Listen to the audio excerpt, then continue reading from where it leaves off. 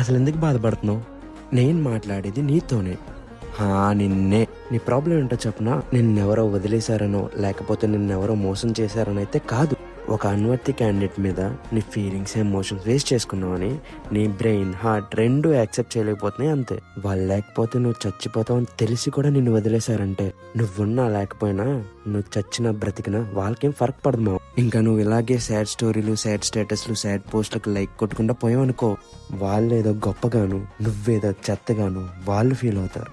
ఇంకా నీకు ఒకటి చెప్తా, గుర్తుపెట్టుకో. నువ్వు రిలేషన్లో ఉండుంటే గనక నీతో ఉన్న పర్సన్ కానీ, నువ్వు రిలేషన్లో ఫెయిల్ అయితే నీతో ఉన్న బాధ కానీ, అది ఇది రెండు పర్మనెంట్ కాదు మావా.